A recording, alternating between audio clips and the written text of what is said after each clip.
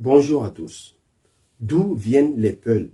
D'où viennent les Peuls en général et plus particulièrement les Peuls de la Guinée-Conakry, autrement appelée la Moyenne Guinée?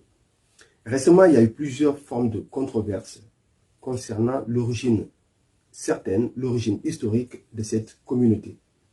Nous allons aujourd'hui nous focaliser justement à la connaissance de l'origine de cette communauté, pas de façon générale, pas tout ce qui concerne la communauté Peul africaine dans son intégralité, mais simplement la communauté de la Guinée-Conakry, la communauté Peul, donc, sur le comment et le pourquoi ils ont fait pour venir s'installer dans cette région de l'Afrique de l'Ouest, jusqu'à la création de l'État du grand empire théocratique ou du Fouta théocratique que nous connaissons.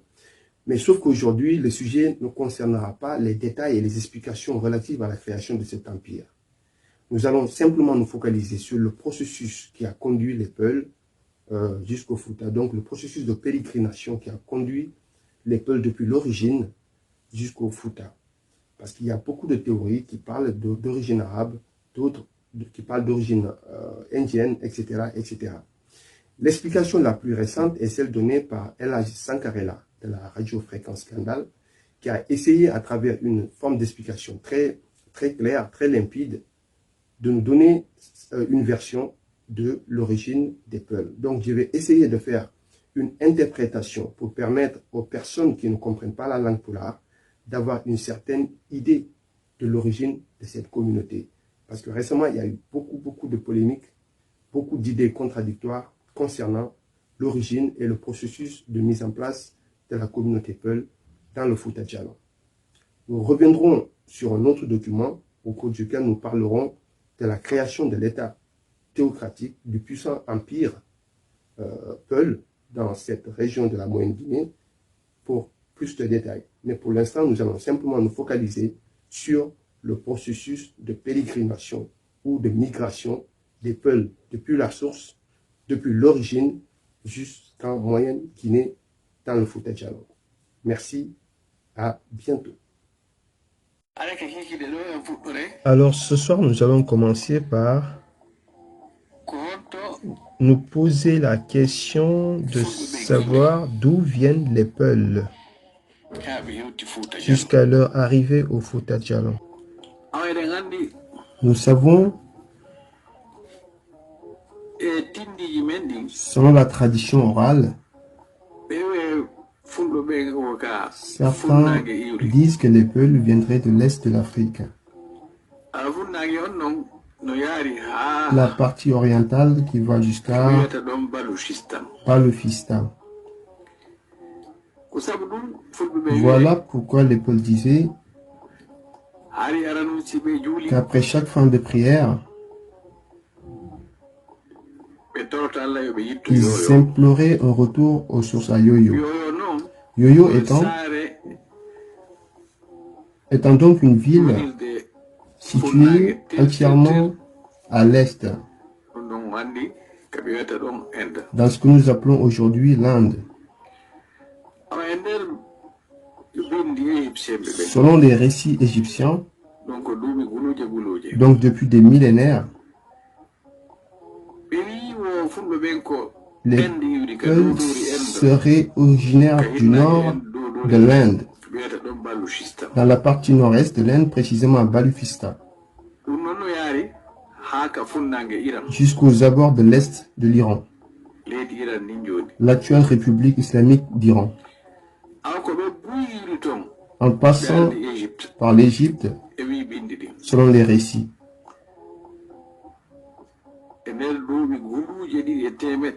Pendant 2500 ans, ils auraient migré ainsi.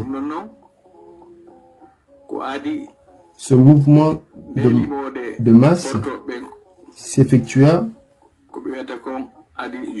avant la naissance de Jésus-Christ.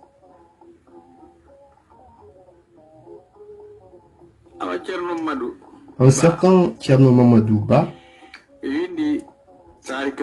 aurait rédigé un manuscrit sur l'origine du Fouta Djallon, sur l'histoire du Fouta, et il dit ceci: pendant moins 2000 ans avant pendant au moins 2000 ans avant la naissance de Jésus-Christ,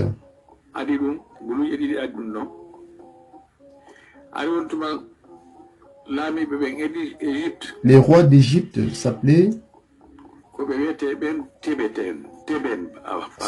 des Thébènes.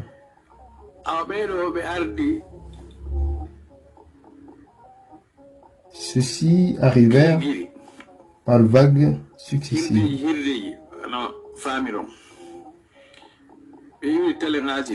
originaires tous de l'Est, avec leur bétail. Ces conquérants n'étaient pas des peureux du tout, mais des hommes venus conquérir des terres.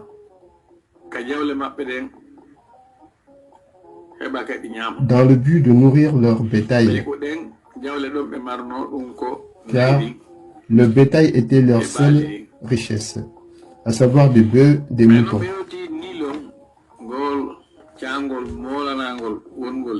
Alors, arrivé au niveau du fleuve Nil, un grand fleuve égyptien, ils s'installèrent sur ces rives car la zone était propice à l'agriculture et à l'élevage. De là vivaient les Hyksos.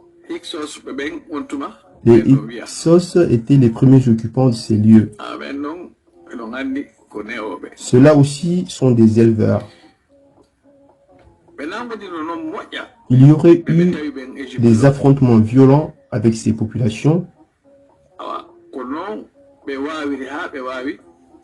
Ils ont remporté donc plusieurs batailles sur cette partie d'Égypte, mais n'ont pas réussi à les vaincre complètement.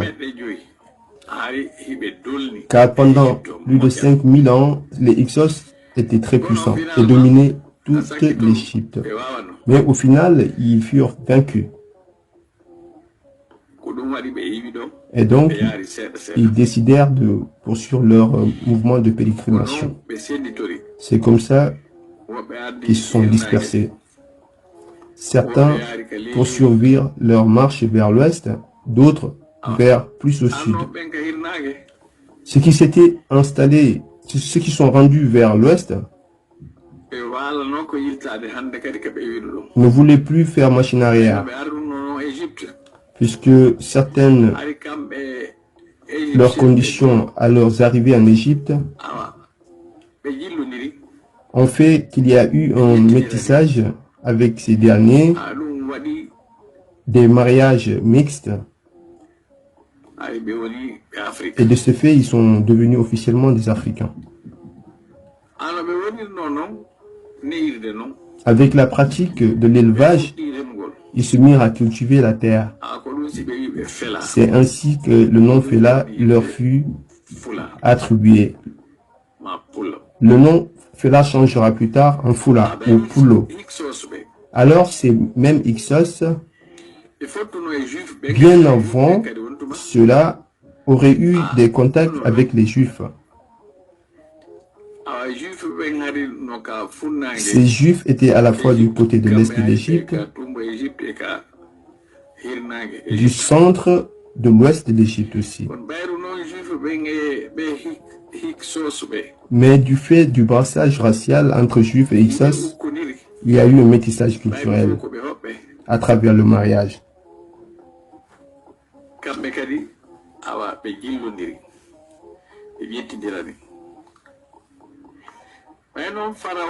Quand les pharaons, au temps d'Ibn Moussa,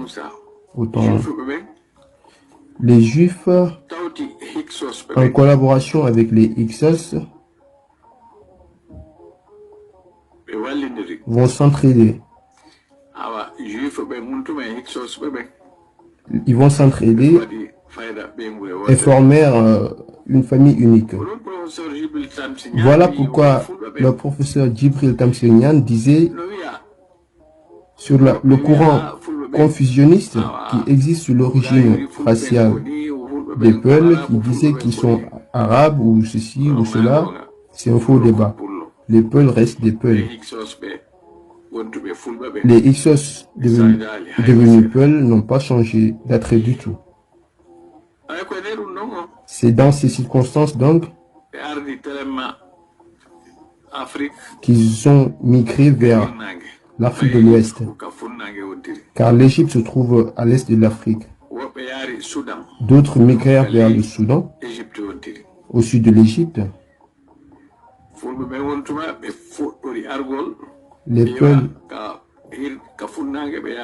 continuèrent leur pérégrination de l'est à l'ouest. C'est ainsi qu'ils ont traversé le Sahara pour redescendre vers le Sénégal, puis la Mauritanie. Durant leur péripétie sur le Sahara, ils se sont métissés aux Berbères, aux Arabo-Berbères, des populations de l'Algérie, du sud de la Tunisie, en passant par la Libye, puis le Maroc. Ils se sont métissés également avec les Touaregs, puis les Maures, les habitants de la Mauritanie donc, puis les Sarakolais. En Libye, certains se sont sédentarisés. Voilà. Donc certains sont restés sur place. Voilà pourquoi il y a des peuples en Libye et une partie en Algérie. Mais ceux qui venaient de l'Ouest, et ceux-là qui venaient de l'Ouest, ont fini par se poser à Tagan dans l'actuelle République islamique de Mauritanie. Tagan est une zone où il y avait assez d'eau. Tagan avait pour capitale Tichit. Cette période se situe aux alentours de moins 800 avant Jésus-Christ, selon le calendrier chrétien. Toujours en référence à la date de la naissance de Jésus-Christ. Tichit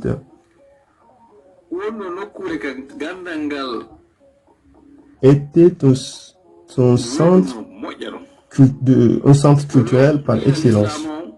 C'est de là d'ailleurs qu'est partie l'expansion de l'islam en Afrique de l'Ouest. Les anciens pèlerins traversaient cette ville à pied pour rallier la Mecque. Plusieurs savants musulmans y résidaient.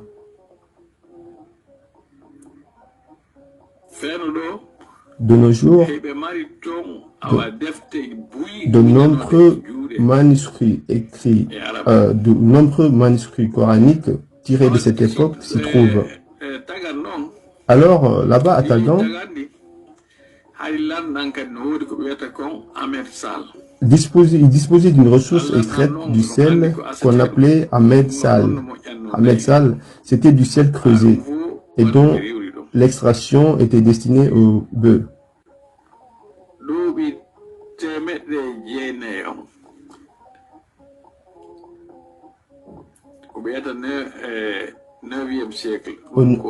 Au 9e siècle, donc,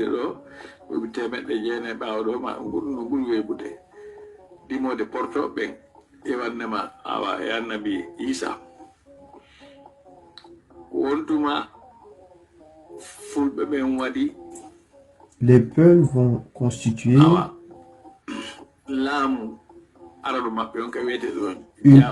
une première forme de chefferie à Djaogo, autrement appelée Namandiro.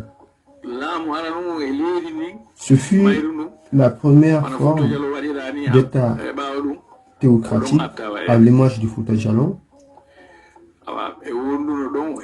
Donc il y avait les populations de Tekour, des Soninké, des Sérères, selon les récits des historiens. Alors les peuples en provenance de Hod dans le Sahel, après avoir traversé Tagan,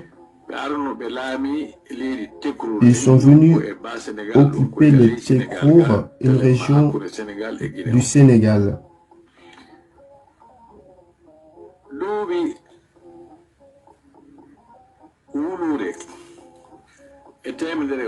Pendant 1100 ans,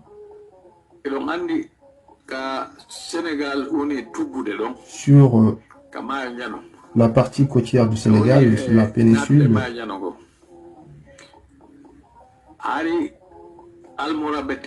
il y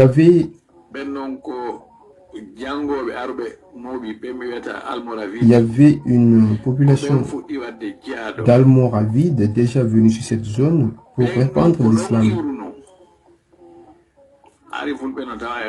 Il y avait parmi eux des Peuls et ils voulaient répandre l'islam jusqu'en Espagne à travers le djihad islamique. Donc, un vague mouvement qui s'est étendu jusqu'en Espagne. Ce djihad fut mené jusqu'en Espagne.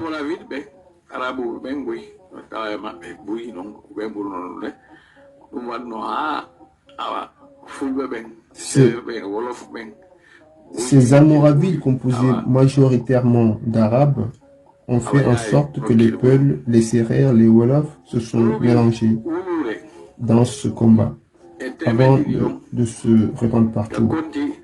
Moins 1200 ans avant Jésus-Christ, certains Peuls refusèrent d'embrasser l'islam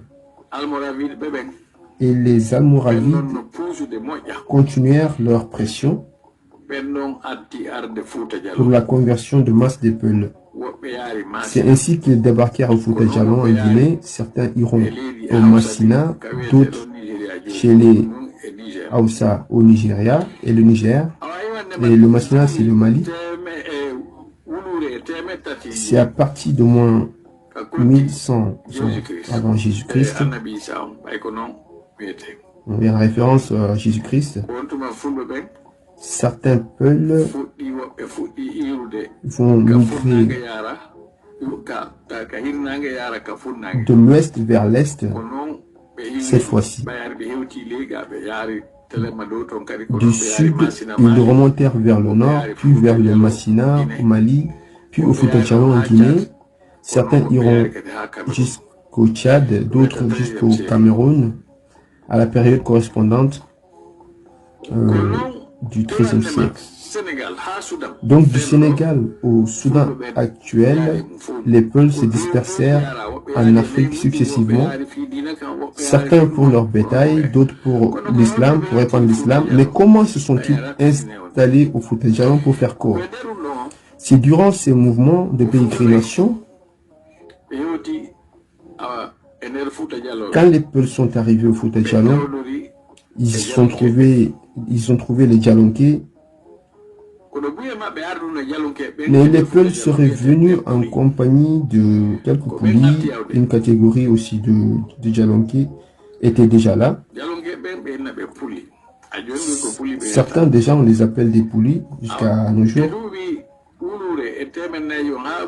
Alors de 1400 à 1600 avant Jésus-Christ, c'est là que le nombre de Peuls musulmans va s'accroître dans la région du Fouta.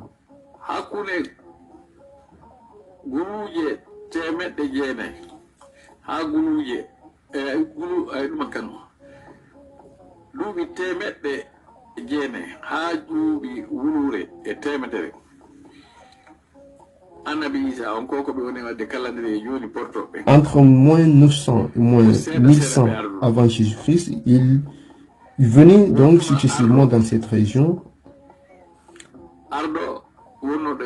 C'est ainsi que l'un de leurs chefs, un certain Tengela, venu de Tichit, en Mauritanie,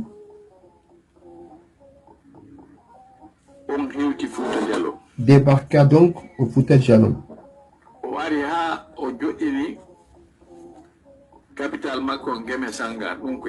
Il fonda sa capitale donc à Guémé Sangan, dont les traces existent aujourd'hui. Ceux de Télémélé peuvent en fait en témoigner. C'est le fils de Tengela, nommé Koli. C'est lui qui se dirigera vers le nord, longeant les fleuves Falémé et le Bafing, jusqu'à Nima en Gambie.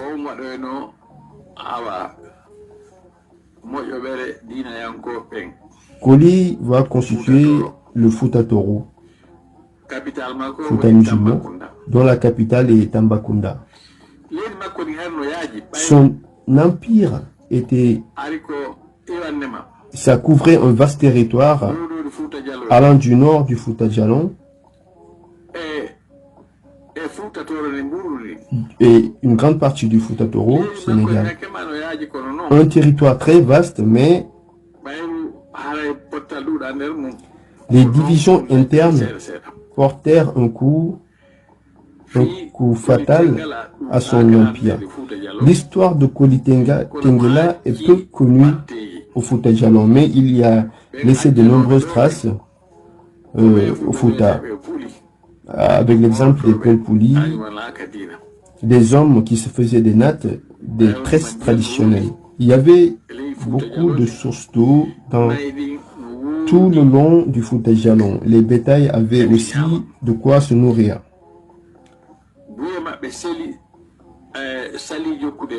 Beaucoup refusèrent de suivre Koli Tengela vers le nord et acceptèrent de sédentariser, de rester sur place donc.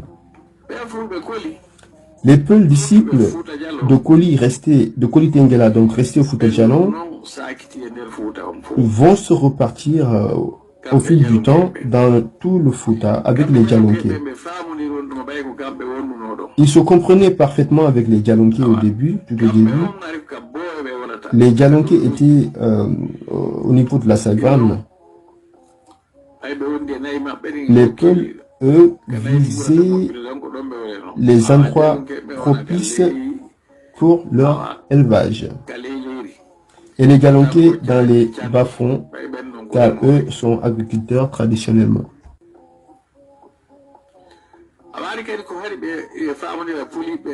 Alors pourquoi il y a eu une mésentente entre les Peuls du Fouta Djalon et les Pouli? C'est du fait que ces derniers adoraient les bois, les buissons, les pierres, le sol. Ils étaient animistes. Les Peuls, eux, adoraient leur bétail, le feu, le soleil, qui était leur divinité. Mais les Peuls et les Djalonkés avaient un point commun. Ils adoraient la musique et la danse.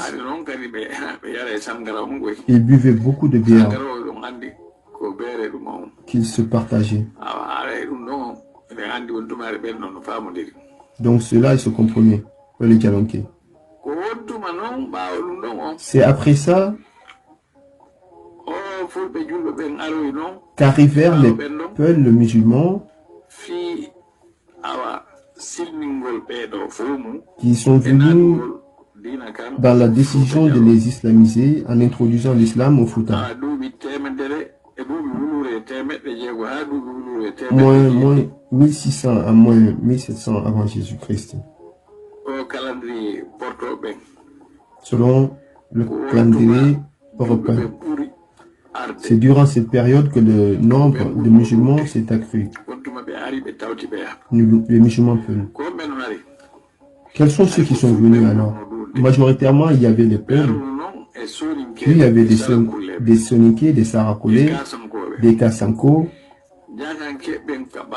Les Djakanké arrivèrent tardivement, un peu plus tard, ainsi que les Malinké, qui vont s'y rajouter. La tradition cite les noms des familles. D'où venaient-ils en fait? La tradition cite les noms des familles, les patronymes. Chacun arrivait avec sa famille. Certains arrivèrent en provenance de Massina, du Mali. Ils furent majoritairement ceux-là. D'autres de Bundu, de Fello et de Fouta Toro. On ne peut donc affirmer avec exactitude la date d'arrivée, car c'est difficile de le prouver. Certains seraient venus avec leurs disciples et élèves coraniques, les talibés et leurs maîtres. Certains viennent s'imposer de force avec leurs troupeaux, d'autres négocient leur installation car certains étaient pacifistes. Alors ceux venus avec les Saracolais et les autres pratiquaient la religion mais en cachette car les autres étaient animistes. Cela leur permettrait de garder la vie sauve et accroître leur nombre car les Djalonké et les Poulis étaient animistes. Alors, de cette manière, c'est comme ça qu'ils ont procédé pour islamiser ceci, avec des stratégies souvent pacifiques. Donc, mais vu la réticence de ces derniers, ils ont décidé de mener le djihad pour islamiser de force. Quand les peuples musulmans ont vu leur nombre s'accroître, c'est ainsi qu'ils ont commencé à initier le Coran aux autochtones devant tout le monde. Ils menèrent des prières souvent publiques, sans crainte. Alors quand les Djalonké et les Poulis, voyant cela, ils prirent peur et se disaient, comment c'est possible, ces gens-là peuvent-ils adorer un Dieu invisible?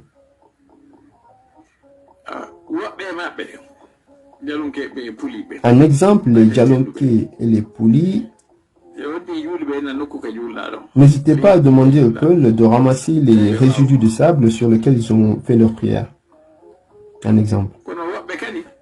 D'autres se sont dit qu'il valait mieux alors adhérer à cette nouvelle religion qui semblerait très bénéfique aux adeptes. C'est ainsi que certains ont accepté de se convertir sans contrainte. Mais par contre, certains proférèrent des menaces, des injures, leur montrant qu'ils n'avaient pas peur des peuples musulmans, faisant semblant qu'ils ne laisseraient guère se faire intimider. Les peuples musulmans, donc très nombreux, ont décidé de mettre un terme aux injures et provocations. Et voilà, et comme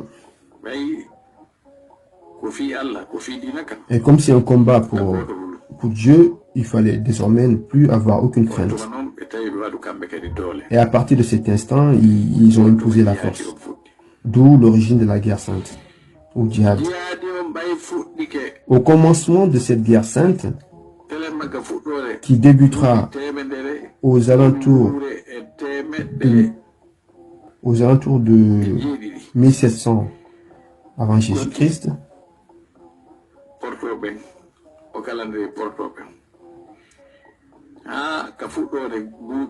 jusqu'aux abords des années 1800 inclus, c'est-à-dire entre 1694 et 1725.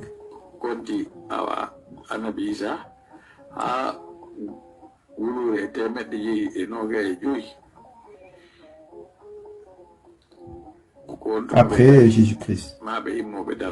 C'est ainsi qu'ils ont compris qu'il fallait appeler à la résistance.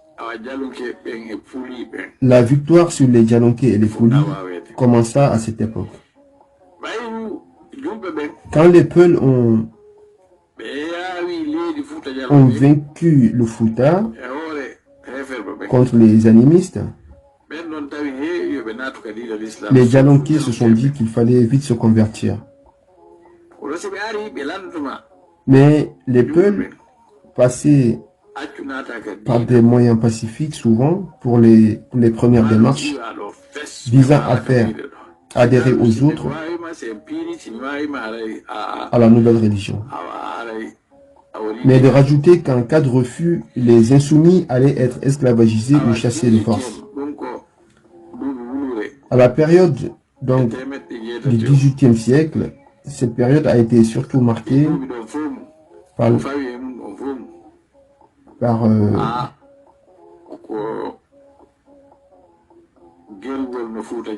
le processus de fondation d'un pouvoir central au Fouta, tout en neutralisant préalablement les Djalonkés et les Poulis récalcitrants, refusant donc de se convertir.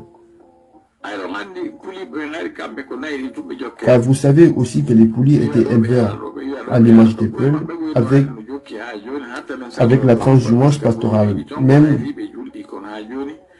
Même dans la Sierra Leone actuelle, il existe des Peuls de ce type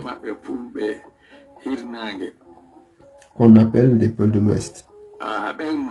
Cela encore, il hésite.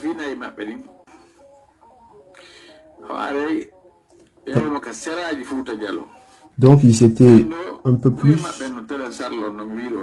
vers la partie sierra-léonaise qu'on appelle des Peuls du Djalo, entre Sierra Leone, Kindia, Bofa, qu'on appelle les Peuls Kébou. Ceux qui sont partis au Sénégal, les Peuls Ndama ou Tangué. Les Peuls qui ont accepté donc de se convertir sont restés au cœur du Fouta Djallon. Et ils se sont imposés. Ils sont restés avec les Peuls. C'est comme ça qu'ils ont changé leur nom et ils sont restés.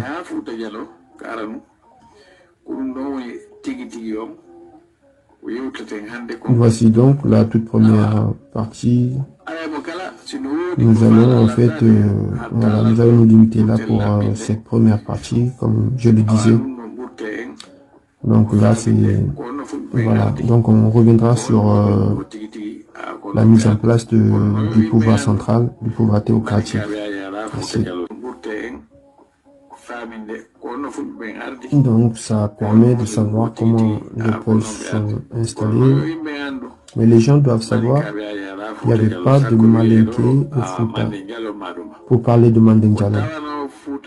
Les premiers venants étaient les Peuls, Pouli et les Djalonkés. Ils ont repoussé un peu vers l'est les Baga, mais le Fouta en tant que tel, ce sont les Peuls qui ont défrisé en fait cette partie, surtout les derniers venants. Mais les autochtones étaient toujours là. Donc c'est la première partie.